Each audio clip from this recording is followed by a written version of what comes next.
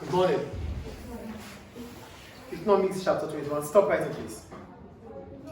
Economics chapter 21. Introduction to measures of economic performance. When we talk about economic performance, we're simply talking about the improvement each country has when compared to each other. So your performance is how well you're doing as a country. How well is the economy doing? That is what economic performance is. Yeah, based on your output. So, but it's not only on output. There are different ways we can measure the performance of a country or the performance of an economy. So I'm going to read anyway. So for economic performance, we have to check the economy as a whole, or checking the economy, the individual markets in the economy. So we have individual markets in the economy, and we have the economy as a whole. The economy as a whole brings about the aggregate supply or aggregate demand in the economy. But when it comes to individual market, we're talking about the market for education in Libya, the market for aviation in Libya, the market for transportation in Libya. These are individual markets in the economy. When you have to put them together to study, then that is macroeconomics. Do you get the difference between micro and macro now? For micro, it simply means the individual market in the economy. We study the individual market in the economy. Or the market for education, that means the educational industry. We study in it, that is micro. The market for banking, or the banking industry in Libya, we're studying it, that is micro. But when we have to study all the markets within the economy, we call it macro. Do we understand the difference between macro and micro? Yeah. Macro, the economy as a whole. Micro, individual markets in that economy. Is it clear? Is it clear, please? Yes. Yeah, that takes us to national economic performance. One of the reasons or benefits of macroeconomics is that it helps us to know the performance of an economy. This can be used to compare an economy in respect to another. So, why do we have to measure the national economic performance of our country? Why do we have to measure the performance of our country? You know, most of the time people want to compare one country with another, yes or no? So to compare a country with another, you need information, you need facts, you need figures. You wouldn't say country A is better than country B just by saying. You need to prove it with some facts and figures. So those facts and figures are based on the performance of the economy. So country A is better than country B based on that country A has more output than country B, or based on the employment rate in country A compared to the employment rate in country B, based on the living standards in country A compared to the living standards in country B. So these are how we base. We don't just talk about it. We need to talk about it with facts and figures. Do we understand, please? Good. So we go to an economy. An economy is a system that is trying to solve the basic economic problem. So we call it a country, or we call it an economy because it's trying to solve the basic problem, which is scarcity. Do we understand what an economy is here? And a system that is trying to solve the basic economic problem. That is what an economy is. So that takes us to economic growth. So to measure the economic performance or the national performance of an economy, we can measure it through one, the economic growth. That's when you talk about output. So we can say country A is better than country B based on what is being produced in country A compared to what is being produced in country B. So country B has 1,000 units of output, while country A has maybe 2,000 units of output. It means country A is better than country B in terms of output. Do we get the point I'm making here? Do we understand or not, please? Yes. Okay. So we have economic growth, which is simply about what we produce, our output. So how do we measure our output? We measure our output through the GDP. So the GDP is the measurement of the PPC. We have our PPC, production possibility curve or production possibility frontier, which is the combination of goods or services that an economy can produce if all resources are fully utilized. That is our PPC, right? PPC, production possibility curve. That is what we produce.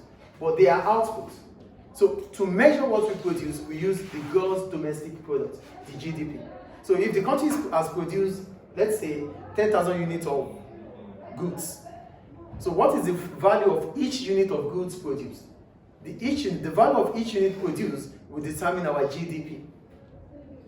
So GDP is the value of our input, of our output.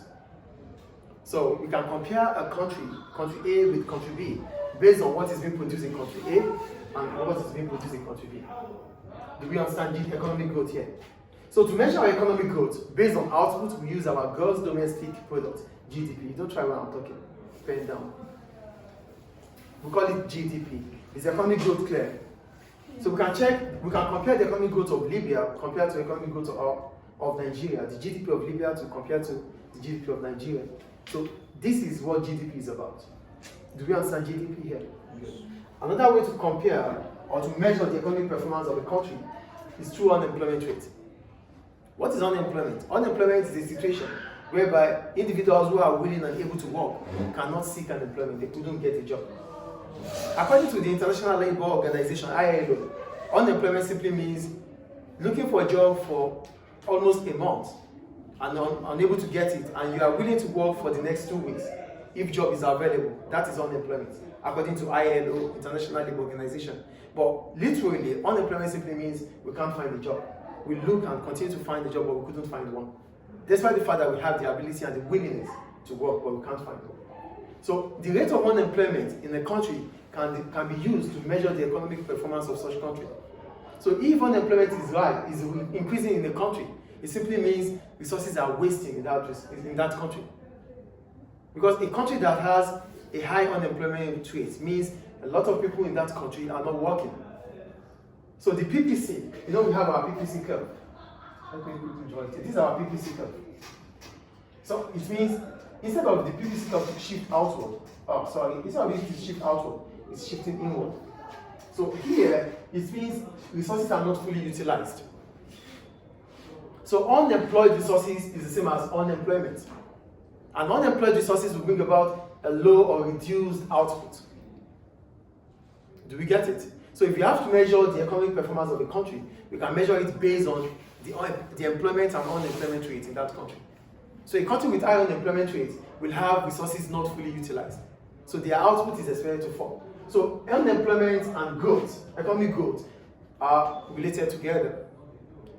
They work together.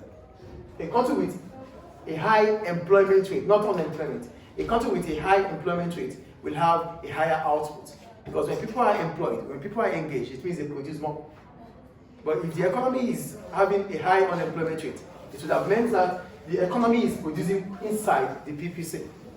Resources are not fully utilized. As a result of that, output will reduce. That means economy will go into decline, not growth. Do we understand? So the first here is economic growth, which is output. We can measure the economic performance of a country based on what we produce, using the GDP. The second one is the unemployment rate. A country with a low unemployment rate will have a better economic growth. A country with a high unemployment rate will have economic decline because resources are wasted in such economy. The third one is inflation. When we talk about inflation, it's a persistent rise in the general price level. So when prices continue to increase in a country, it brings about inflation. So there's positive inflation and there's negative inflation. We call it positive inflation if prices continue to increase. And it's a negative inflation if prices start falling gradually. So in negative inflation could be called disinflation. So there's disinflation, which means the inflation rate continues to start reducing. Do you get the point I'm making here? There's inflation, which is about the price level in the country. An increase in the price level of goods or services in a country is called inflation. So we can compare country A and country B based on the price level in that country. Because the price level in the country will determine the purchasing power of individuals. So we can buy more if the prices are falling, if the prices are affordable. We might not be able to buy more if the prices are increasing. So the purchasing power will determine the demand in that economy, which means our demand can also determine our living standards. I talked about living standards somewhere. When you measure economy. Yeah, I talked about living standards. Okay, yeah, living standards. So the point is, living standards might improve if the demand is increasing in the economy. Do we get the point I'm making here? So inflation rate can also determine how you measure the performance of a country. A country with high inflation rate is definitely going to have high unemployment rate and a lower purchasing power. Purchasing power is just the ability to purchase goods or services. If the purchasing power of the country is increasing, it means demand for goods and services are increasing in that country. And that could only happen if price level is falling, not at a higher price.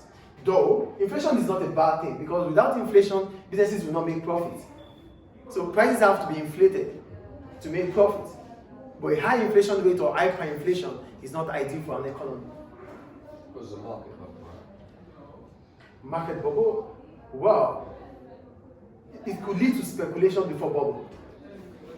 It's not going to lead to bubble immediately. It's going to start from speculation to bubble. Because why is inflation going to lead to speculation? It leads to speculation because every now and then we cannot understand what prices could be tomorrow. So we start speculating. Oh, price might increase tomorrow. Oh, the price is 4 today. Tomorrow it might be 5. Then it becomes 5 tomorrow. Then it means you think you are predicting well. Oh, maybe tomorrow, after tomorrow it's going to be 7. So everyone start buying now to be able to sell 7 tomorrow, after tomorrow. So the speculation will lead to the bubble. Is it clear? Yeah. Any question?